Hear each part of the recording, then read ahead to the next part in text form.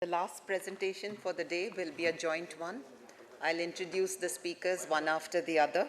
Subhash Chandra Banke, DGM Digital, Cairn Oil and Gas, Vedanta, Senior Digital and IT leader with 16 years of diverse experience of handling various businesses as well as IT positions in India and abroad. He started his career as a software developer in 2003.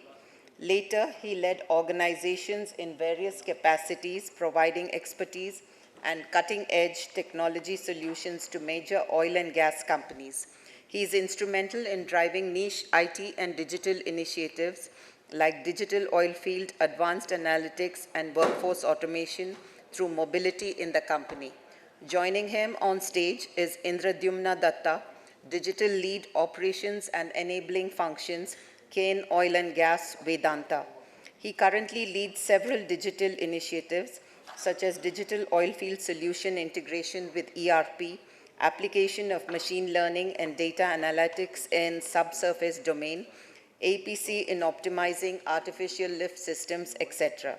He has 18 years of diverse industrial experience and has been involved in different phases of project and product management. He has also worked in various product development groups of leading technology companies and holds a patent granted by the USPTO, United States Patent and Trademark Office. Please welcome both speakers on stage. Good evening, ladies and gentlemen.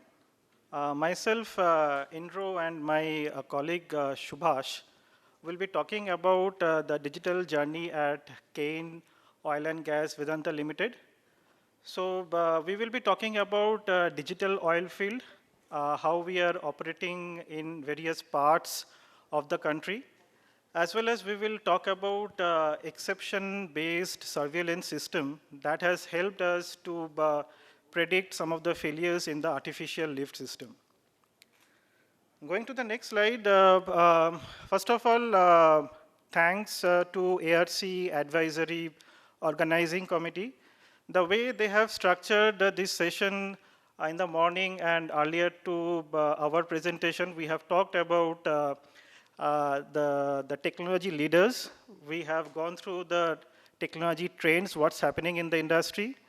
So as Cairn, we are the end user of those technologies, what you guys have talked earlier. So the data sciences, the data analytics, and artificial intelligence, how we are really applying into the Cairn context, we are going to discuss about it. We will be also focusing on a particular case study of ESP-based artificial lift system optimization. Optimization in the sense we will be talking about predicting the failure of the pump system. And that will help us to increase the lifespan of the complicated system, and it will also avoid the unnecessary shutdown of the workover which used to happen earlier.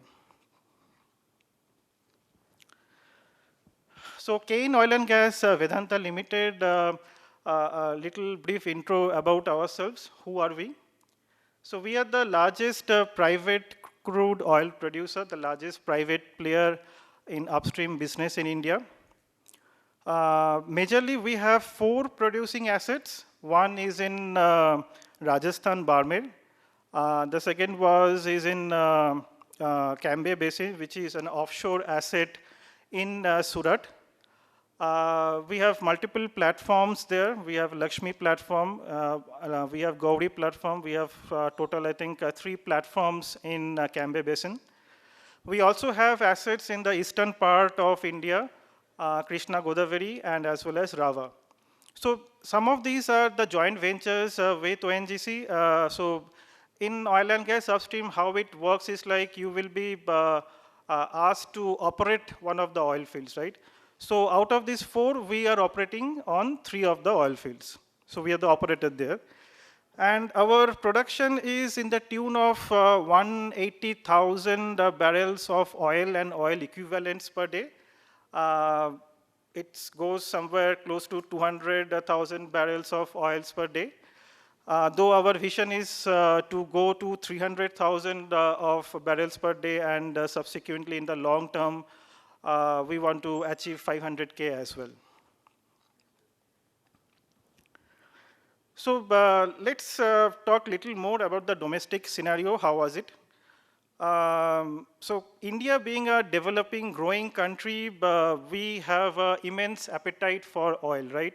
So we need close to 4.9 to 5 billion, 5 million, 5 million barrels of oil or oil equivalent per day to sustain our economy. And the domestic production scenario is not that bad as we had maybe decades back. So at present in India, we are producing 0.9 to 1 million barrels of oil. And how we are placed in India? So we are producing close to 25% of the domestic production. And our vision is to go to, as I said earlier, to 50% of domestic production. So there are a lot of contribution to Indian exchequer, as you can see in the slide. So the oil blocks, recently through this open acreage licensing policy, Indian government has auctioned the oil fields, and we got around 41 oil fields in the phase 1. In subsequent phases also, we got around 5 plus 5, so total 51 oil blocks we have got. But as I said, currently those are in the exploratory stage. We have only 4 fields which are in the production stage.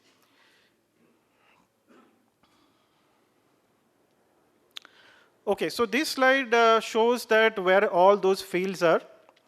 And for today's purpose, we will be concentrating more on the Barmer, which is the Rajasthan field.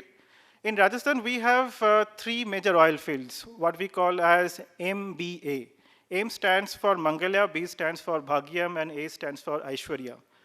So the oil, what we get out of Barmer oil field, it is very heavy, and API is in the range of maybe 25 to 30. So if you compare it with the next best alternative of Brent crude, the API will be 38. So you can think about how heavy the oil, what we are actually producing.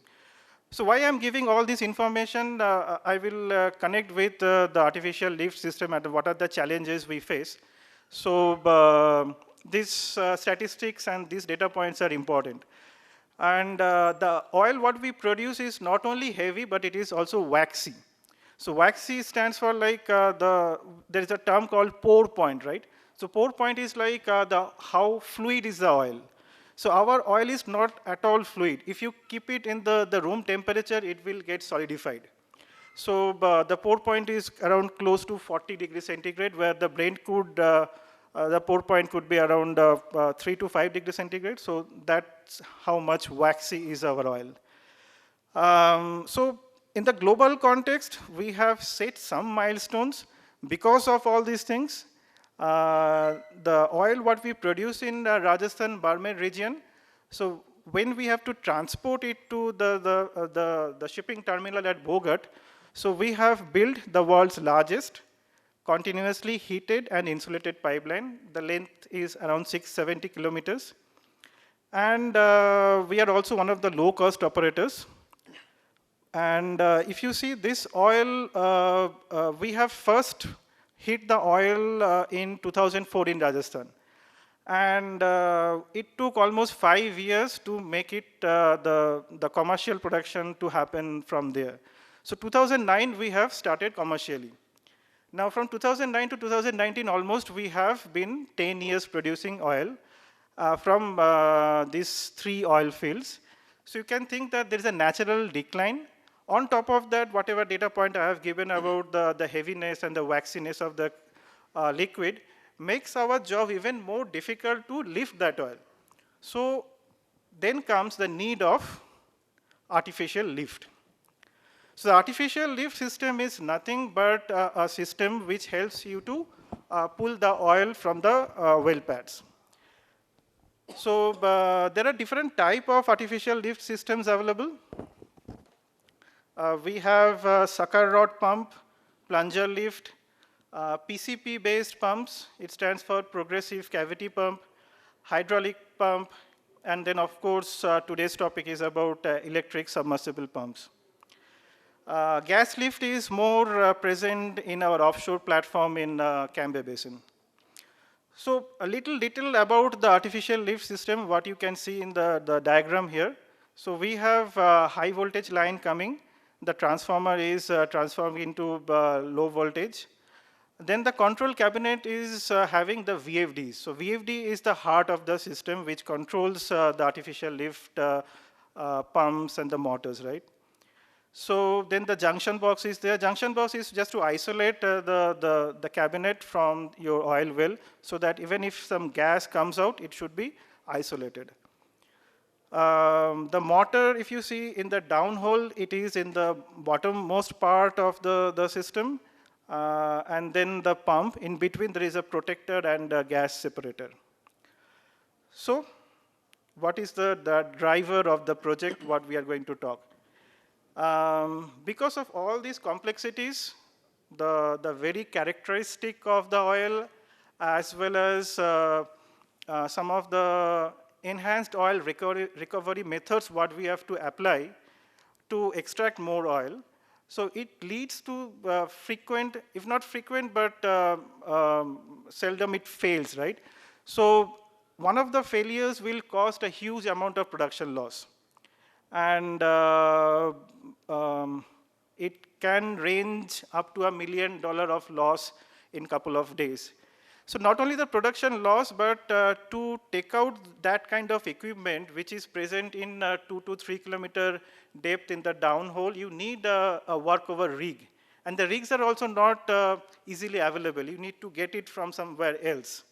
So altogether, there are production loss, there's a workover cost, there will be contract people, HEC aspects, so all these things come into the picture. And ESP fails due to various reasons, right? There could be motor failure, and there could be pump failure, gas lock, variation in speed. Like the motor winding temperature is a very important factor which we need to monitor.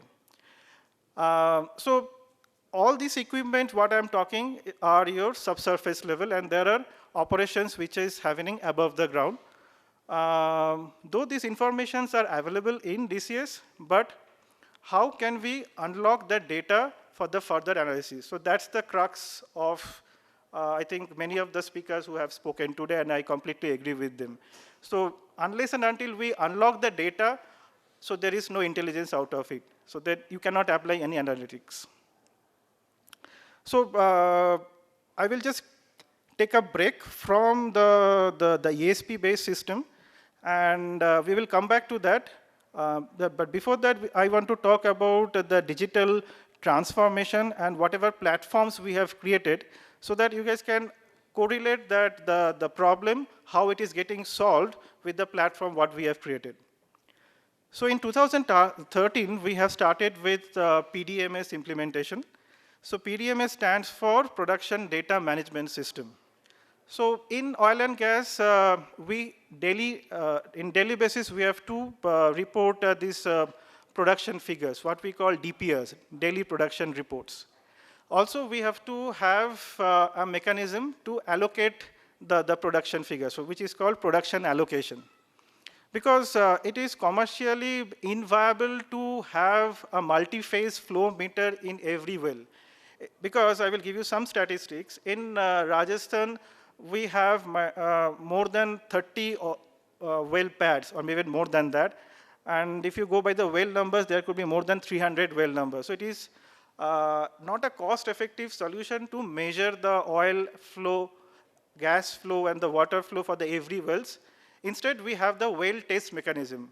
So some of you might be aware of that, but the interest of the bigger audience, I'm just talking about how the multi-phase flow meter is used to measure the flow rates one by one, and it doesn't happen on a continuous basis, it happens on a discrete basis.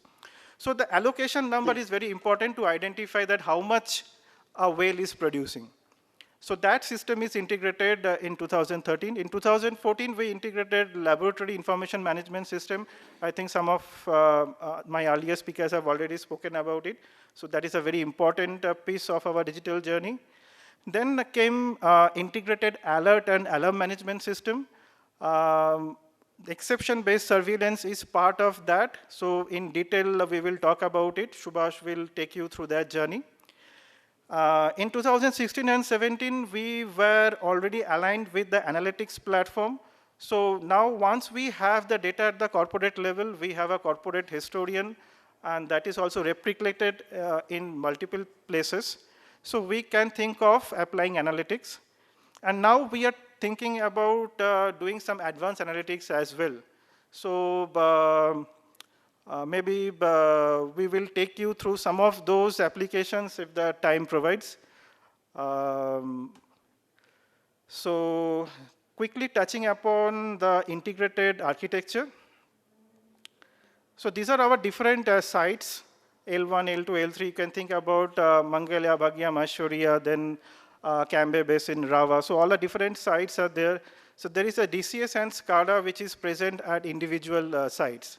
So we are following a data integration layer as per the Purdue architecture of the network. At L0 level, we have the sensors and devices, final control elements. At L1 layer, we have the controllers and the I/O cards. At L2 level, we have the servers and the clients and the user stations and the DCS operating panel. At L3 level, we have the applications. We have corrosion monitoring, we have exception-based surveillance, we have some of the MES applications. So, excuse me, I have pressed the wrong button, yeah. So on the top of the data integration layer, what we have done is that we have brought all those applications. And this data integration layer is the very key part of the overall solution, right? Because, see, from the morning, we have all talked about the data analytics or the machine learning. But still, if you go to a control room operator or the production person, they will be interested and they will be worried about the cybersecurity as well, right? So because we are integrating it, we need to ensure that the cybersecurity practices are very well put inside the system and we are not introducing any risk from the outside. So we have to follow the DMZ kind of zoning. So we have done that. We have reviewed our architecture with all the experts, and then we have integrated it with the application layer. So you can see some of the application names, what has been shown here. And Subhash, my colleague, is actually a pioneer in launching some of the applications. So from here, Subhash, I will hand it over to you to complete the rest of the journey. Thank you. Thanks, Indra, for setting up the context specifically about Cairn and the problem statement, artificial lift, and some of the major areas or critical areas, I would call it digital oil field. So why we need this EBS? Though we know the ESP wells or any artificial lift is very critical as far as our production is concerned. Control room engineers are there. We have the big setup at the plant. CCR is there. Why people are not monitoring there? Why we need EBS on top of what we already have at the plant level? So the answer would be at the next slide. So I'll cover this slide maybe a little later. But here you can see the first of all early warning in form of either SMS or email. So based on the rules, what we will be setting up, not limited to the control room, but to the corporate office, the petroleum engineers, and whoever wants to see what is happening at the site, they can get the early warnings in form of either email and SMS. And if you want to see the performance of the wells or any plant parameters or any plant equipment, we will use the historical data trend analysis, as well as we can see and we can track the event because we store the data for the historical events and we can present in the dashboard format. And at the end of all this event generation and alerts and early warning, the case management is very important because it assigns the ticket to people. They are accountable to work on those actionables and they have to close those. Out of this, what are the benefits I am getting once I set it up, let's say EBS, exception-based surveillance? So first one is I'll be reducing the operating expenses. I'll be, of course, decreasing deferred production, or in other words, I'll be decreasing or sort of eliminating or minimizing the production losses because of unplanned shutdowns. And the reduced non-productive time, that is, of course, in case of any unplanned downtime, I need to work on my equipment or my, specifically to the artificial lift, then I need work over rigs as well as the manpower. So we'll be talking about some of the use cases. So this is specifically, if you talk, we already explained on the ESP. So there are few major parameters. Some are related to motor, some are related to pump. So these are the two areas where we covered. So very important for us is motor winding temperature and gas locking. These are the two use cases where we focus a lot. And on top of these two parameters or these two use cases, there are more we covered as part of our EBS journey. What are the features or what exactly this complete solution work for us? So there are three easy steps. One is the data source, from where I am getting the data. Another is, or the next step could be, what is the engine or the real-time event processing system where I'll run the data, I'll just put the threshold values, and based on the rule setup, the alerts will be sent to the end users, and if required, we are setting up the alerts for the management as well. And the third one is event and process visualization for the leadership team. To elaborate little more on this step, so first one is input. So product modules and historical data as well as databases. So I'll just take an example for this input data. So let's take an example of ESP well itself. So I have a temperature and pressure as well as what is my yesterday's production, what is the well test parameters. So if I want to combine all these things and I want to see what is happening to my particular ESP well, it is performing as expected, or some abnormalities are there, to just, in case I need to stop it for some time, if motor temperature, winding temperature is very high, or it is going to be failed, so I need to stop it for some time. This is what the data we are collecting, either the real-time data or the process data, that is nothing but the database, SQL Server, or whatever databases are there. And the central one is very important. The first step would be monitor the data, detect event, process event, determine state, and then we need to proceed for the events and the alerts and actions supposed to be done in case of, in form of case management solution. And the third one is it sends the alerts in form of notification, email, and SMS, and the workflow system behind it in form of case management and analytics are there.